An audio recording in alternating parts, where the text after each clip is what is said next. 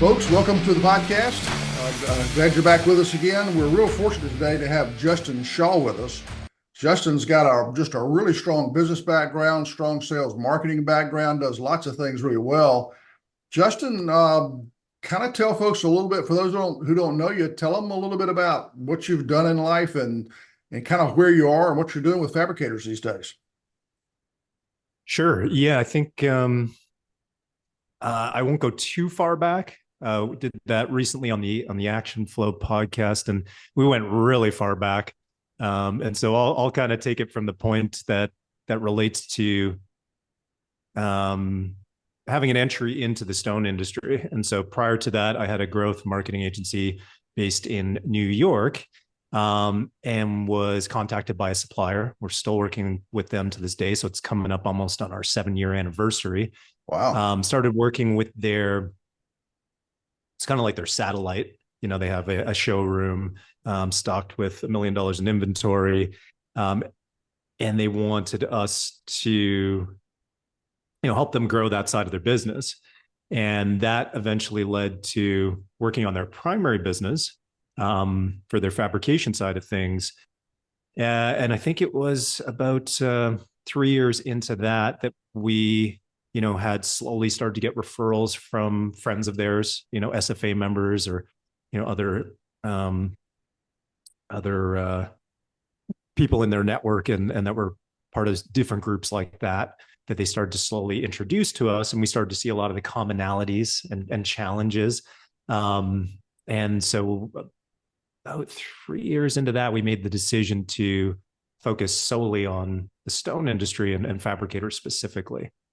And so that led us on a path. At that time, we were doing a lot of the things we had done previously in a growth marketing agency, where you're really operating within a lot of the digital and social channels, even some direct mail, for example, to generate demand, generate awareness, traffic, but ultimately leads and sales. But when we made the decision to enter in and niche down, narrow our focus, and only work with stone fabricators, we wanted to ask our current roster of clients what they thought about that idea. The immediate feedback was, "Are you crazy?" And actually, I just had a conversation with that client yesterday. And we just were sort of reflecting on the journey. And I was like, I should have maybe listened to some of your advice. I listened to a lot of his advice, but first, his primary thing was, "Are you really sure? And you should think about that maybe harder." And I say that to say, there's a lot of constraints, a lot of challenges. That nothing in this business is easy, right? And so, he wanted me to really have an awareness of what some of the challenges would be in order for the solutions that we were providing to be successful 3 years ago.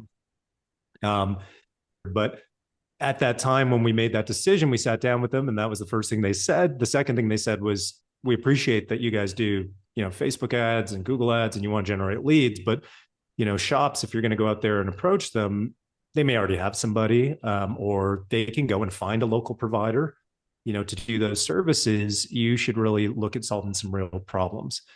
And so we met with them and sort of had a bit of a roundtable discussion and made a list of the things that they felt. Is this a rated? How is this podcast rated for explicit language? That I don't know. Whatever works. Okay, I'll keep it. But basically, it was like, they basically said, "Hey, we have all the same problems, and when we get together, we all bitch about the same things." Maybe that's still sort of PG, right? That works. Yeah. Yeah.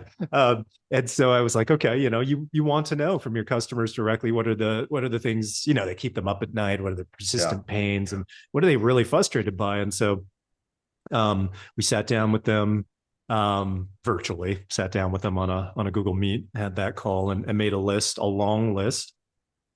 And then we went through the process of kind of ticking off what are the things that are in our wheelhouse that we have experience from our prior, agency experience. And then what do I have experience prior to that in my previous career?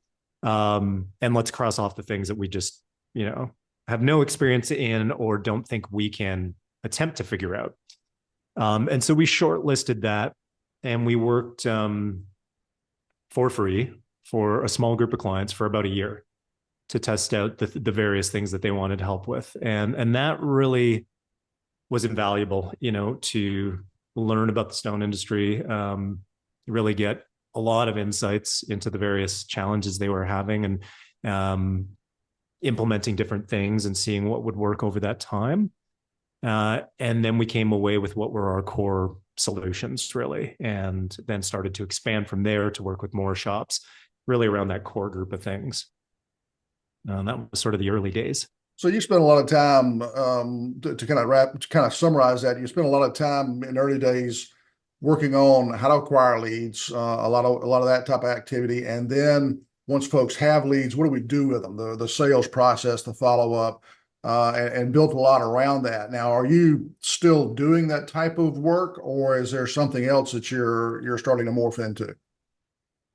Sure. Thanks for that. It's been quite a journey. It was from that first discussion with them, it became like this onion, and maybe we should have put more, a more established, sort of framework of, okay, this is the scope of which we'll operate in. But we were really curious, and thought, in order to discover, where we can really plant our flag and offer tangible value and solutions, let's be open. But that created this onion of, we were positioned as growth marketing agency, and that's primarily, a lot of fabricators are looking for that. They want more leads. And so that would start. And then they were like, well, we need a system to manage the leads. And so that took us down the path of, building a sales engine for them and CRM implementation. But then that led to, but people aren't following up with the leads as much, and we don't have a sales manager in place, or the sales manager is even too busy. So how can you guys help provide oversight for them? So we did that. And the onion just kept getting peeled, to even new business development on the B2B side of things. Mm-hmm. And we did that for about 3 years, and it just kept getting peeled and peeled and peeled. And where we've arrived today is we've really looked at what are the case studies where we've had the most success with specific clients.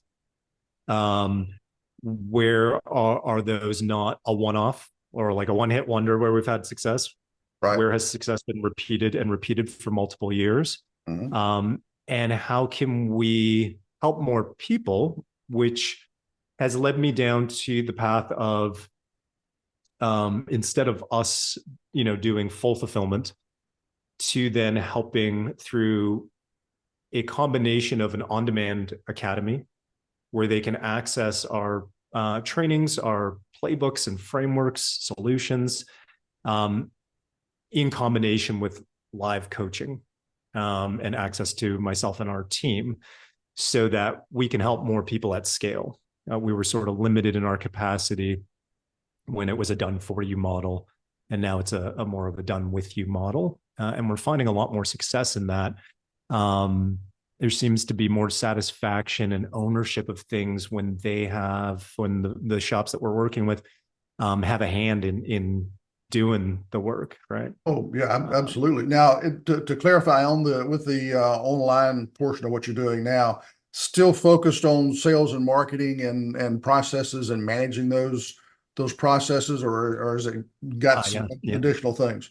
Essentially, what we've arrived at is, previously we were offering something called the Sales Engine in 90-day program, which really focused on, okay, the generation of leads coming into your ecosystem. How are they being nurtured, followed up on? How can you create brand advocates afterwards? So it was really just focused on that area. And as we peeled the onion back a little further, we've identified that we need to take a more holistic approach. So we've evolved that program into what we now call our Growth Engine in 90-day program. And that's really to establish the foundation that a lot of shops and trade pros in general require in order to create sustainable growth. So what we've learned over years of working with shops, there are some that have been able to, we've helped everybody achieve various degrees of success. However, there are some that have been able to maintain that, and continue to grow consistently over time, incrementally. Yeah. But there are others that are and it's easier said than done, but at the whims of various conditions, whether that's economic, market conditions, new entrants, competitors, and you end up on that roller coaster, right? I Where call you've that had a little bit of growth. I call that the tumbleweeds method of managing a business. Yes, wherever the wind Right, blows, right. that's where we're going. Yeah. Exactly. And so a business, we're really looking at helping to solve that problem. And that's in combination with, some of our clients working with you, working with others like Stephen at Countertop Marketing Co. It's not going to solve for everything, but it's going Right. to, help to ensure they're able to create a business by design and not by default. So it sounds like you're Um, kind of getting into business management and some techniques around that and how people view their business. Are you kind of getting in that area a bit?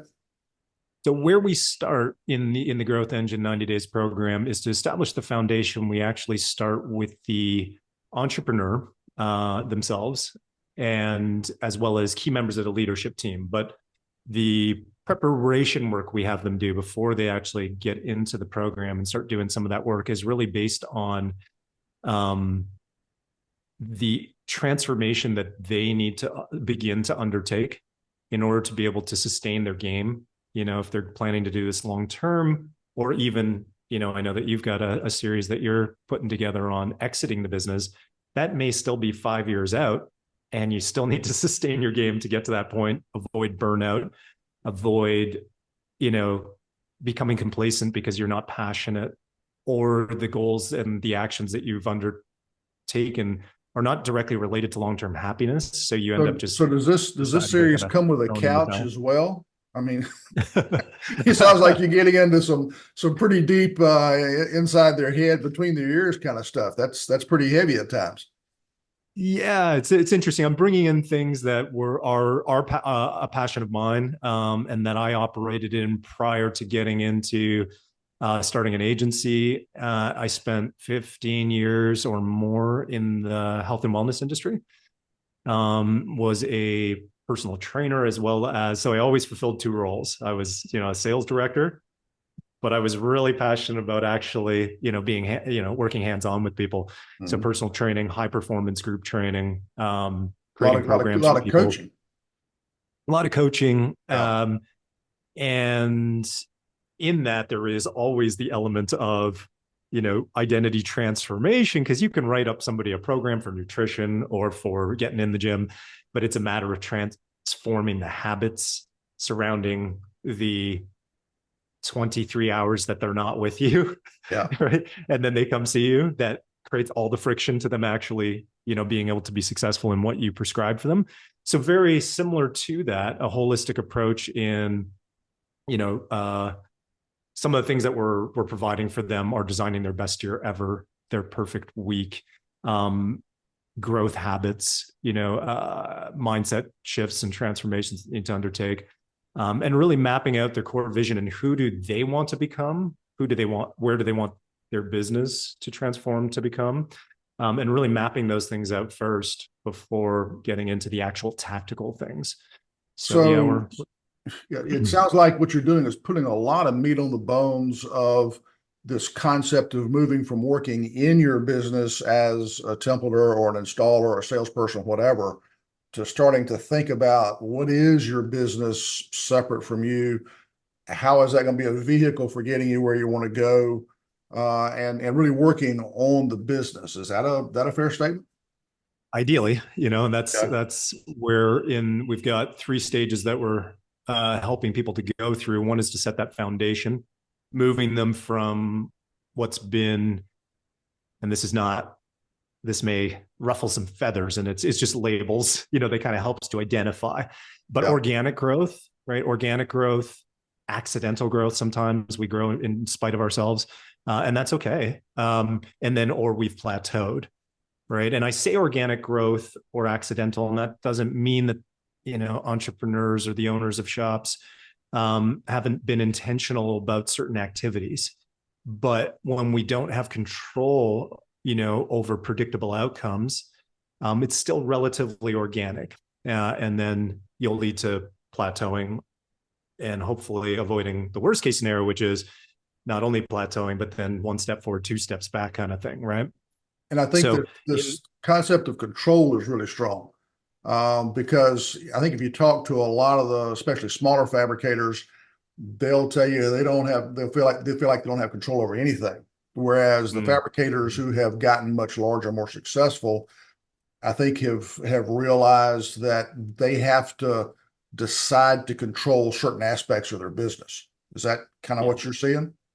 yeah, definitely, definitely. So that foundational element has them focus on, and we've broken into three sort of phases. Is to first strategize. So first doing an assessment, identifying, what are the how have they previously performed? What's the current state of affairs? What do they require for growth? Then that can be numerous things, whether it's financial investment, new talent, different skills and capabilities, for example, technology and tools. So really doing an assessment first and then moving into the core vision. That's what we call it. So identifying the core vision that comes from the entrepreneur. But then as you relate that into what is going to be we take it as once they identify the core vision, they name it something else. So that might just be, ABC Granite's business in 2027, right? So that's just the future state. And they create the statement for that and the documentation for that to help be the North Star. In that, we look at things as well as not just their core vision, but then you start to bring in key team members as to where do they see themselves going, in the organization. What is their ideal future state in the business? How do they want to, spend their day to day? And incorporating that so that the entrepreneur and other higher, if there are senior members, if it's just, one person right now, then it's still building it out for those key team members that they envision having in the future. Right. Because that's really important to create that pathway of success for those key team members, build a culture where it's not just for profit or for the outcome that satisfies only the needs of the business owner, so that everybody's really invested in creating those outcomes. And then we move to the strategic growth game plan. So that's really just the first phase of that foundational layer. So question for you. I mean, it's all good stuff. I think it's definitely needed in businesses, especially in small businesses. One of the challenges I mean, this takes some time to do what you're talking about. Take some thought, take some time going through whatever schedule, plan, mechanisms you've got set up. What I'm wondering is for the small shop, small being a relative term, but for the shop owner who is really just totally consumed by their business, who knows that they want to make these types of changes in their business. Mm-hmm. How often do you run into people who simply can't make the time for this? And then how do Yeah, you good question. overcome that barrier and help give them ways to generate the time to work on this? What are some of the tools, Yeah. techniques, approaches that you take that maybe people can take away from this podcast? They can start thinking about themselves to start down a discovery journey like this.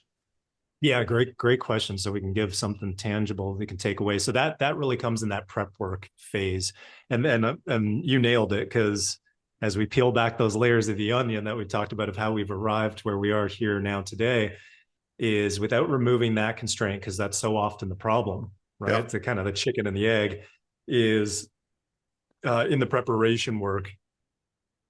Two of those key components that we've adopted and provided and then help them to go through is reclaiming their time. That's one of the first things that needs to be done to be able to take any of the actions on what we're providing.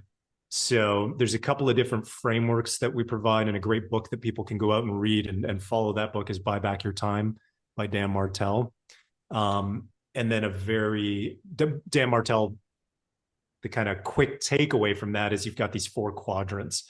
And if you had, well, I don't know if this will just in audio, you've got 4 quadrants, and in the lower left-hand quadrant, you've got the delegation quadrant, right? These are the things that, drain the business owner. That can be everything from auditing QuickBooks, for example, right?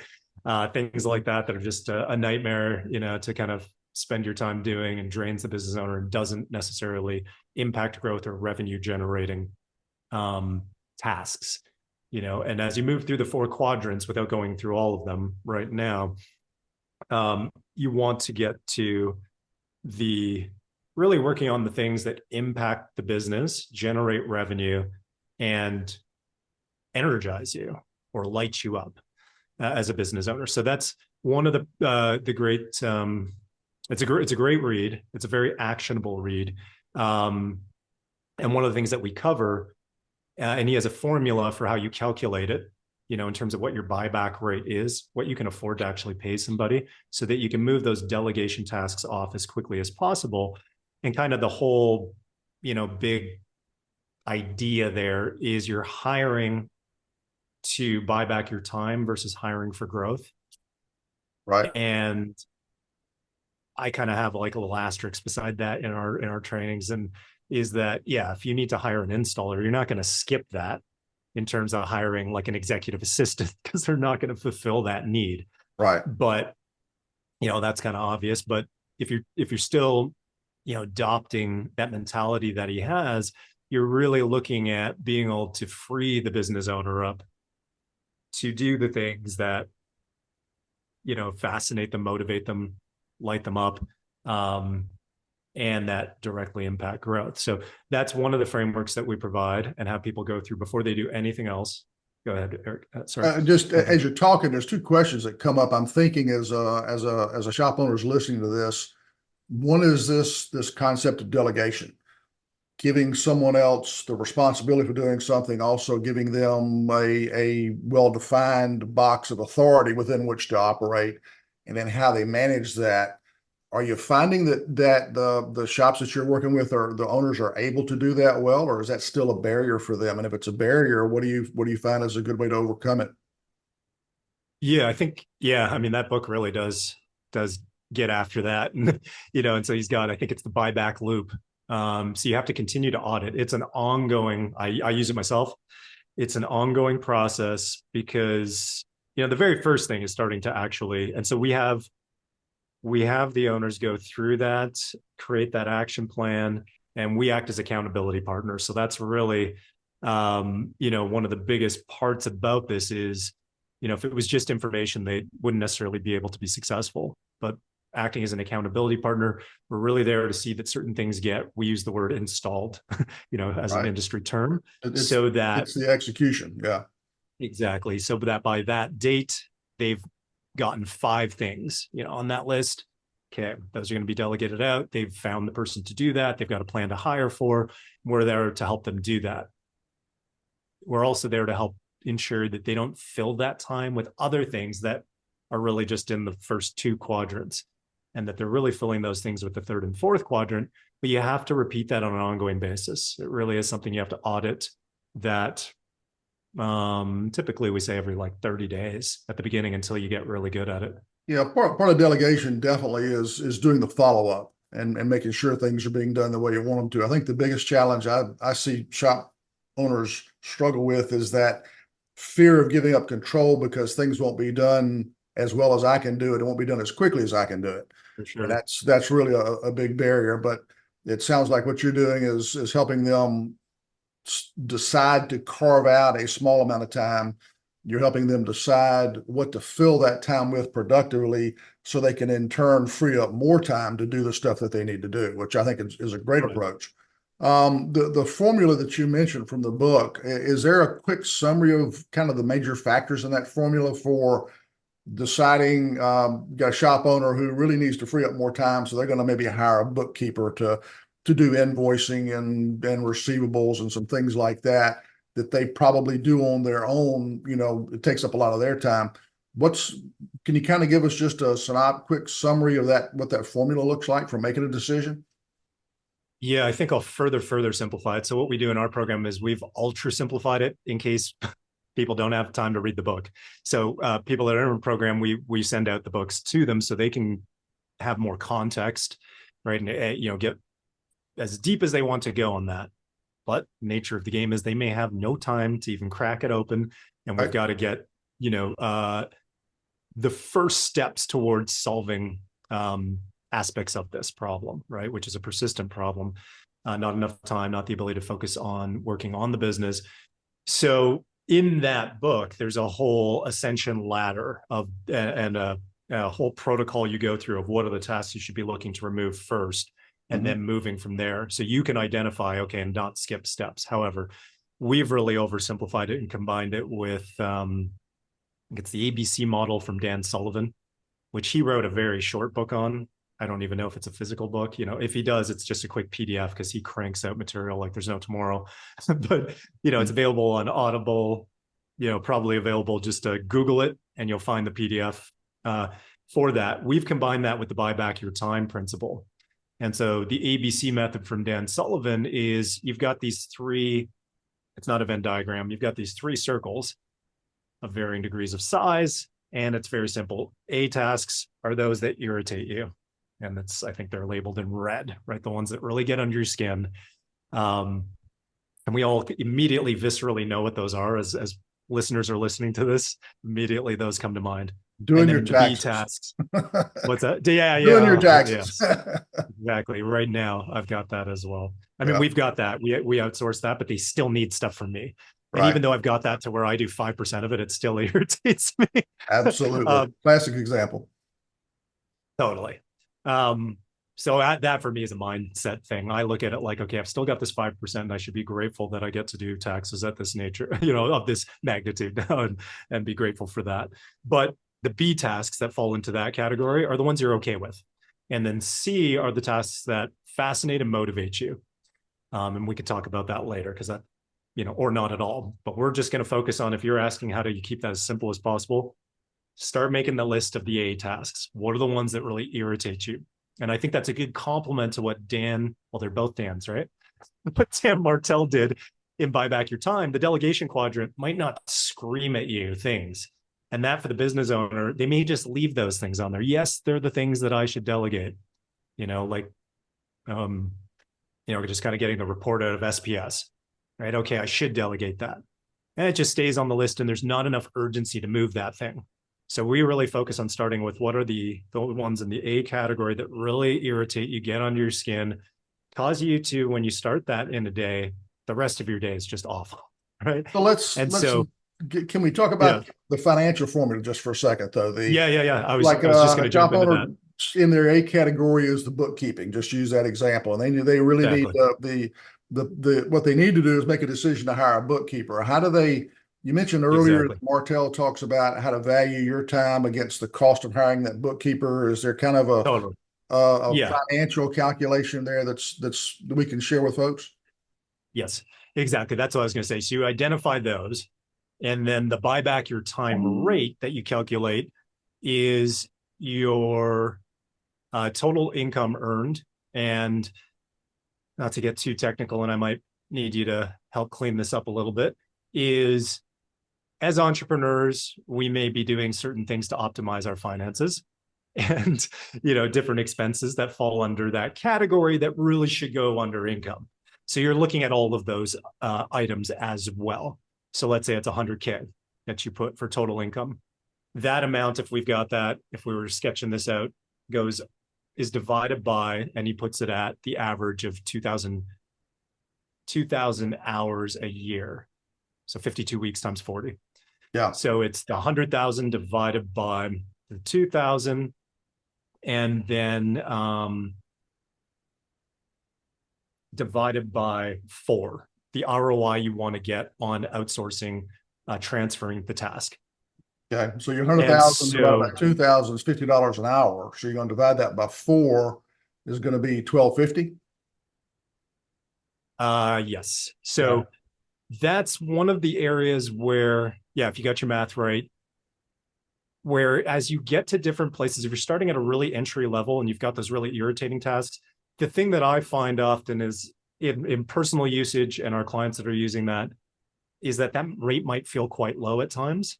And either you need to get creative about that in terms of, how you're going to be able to make that happen, or I've created some wiggle room, around that hard rule of the 4 times ROI, and so when we're talking with our clients about that, first of all, the reality of the situation is none of them have time to calculate the ROI at 4 times to know. I mean, it's just, we don't have time for it.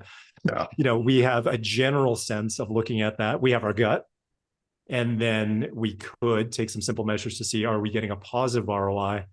For myself, and when we're working with our clients, I'm pretty happy if it's 2, 2.5, or 3.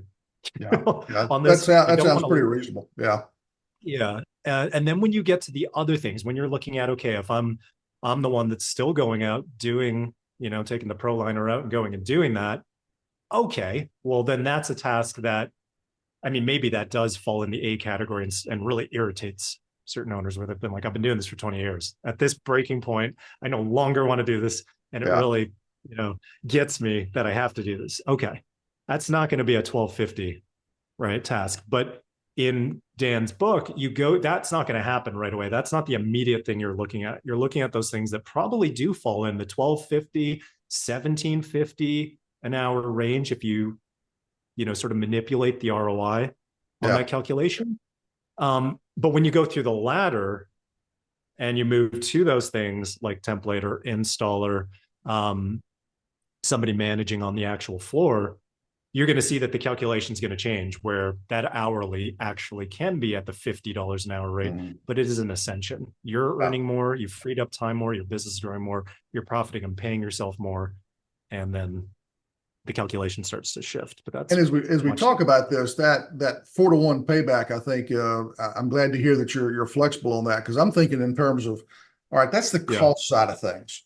And in reality, trying to find a really good bookkeeper, if that's what problem we're trying to solve, to free up the shop owner's time, you're going to spend $20, $30 an hour to find a good bookkeeper, depending on where you are geographically and, whether you're in a city or rural or whatever.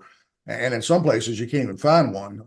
But I'm thinking in terms of, okay, even if that payback is 2-to-1 or even less, the value of freeing up that shop owner's time so that they can work on putting together sound strategies, sound systems for growing and managing their business, the upside, even in the near term, of being able to do that kind of work on their business is worth so much more than the cost of hiring that bookkeeper in this example. And so I guess the point, from my perspective, looking at businesses and the recommendations I make to businesses, the 4-to-1, I know, the guy's an expert, he's written a book, okay, right. and I get it, but I think really focusing on what the benefit of that is probably is totally an even stronger argument than looking at the cost side of things, because while you want to make decisions that make you money, improving your ability to make money, improving the way that you run your business. I like to tell folks all the time that your business is running exactly the way you've designed it to run. Yeah. If you don't like the outcome, it's because that's how you've set it up. And so if you want to change that, you got to do the stuff that you're talking about. You've got to start thinking about where you are, where you want to go, what kind of changes you need to make, what kind of processes you need. And that takes time and effort. And if you're already burned out doing the day-to-day stuff, working in your business, that's a hard shift. And so making some small steps to free up time to do this, even if the payback's only 1-to-1, I think is really worth it, because without it, you're stuck doing the same thing forever. Exactly. Yeah, I was just going to say, even at a 1-to-1, I've got our clients have some that are 1-to-1, but you'd have to get deeper on it. I can't remember. I read the book a while ago and we've distilled it down to a simple framework, right? We need to be able to get shops, you read nothing, it's in 2 slides, apply this, let's go, and then reapply it.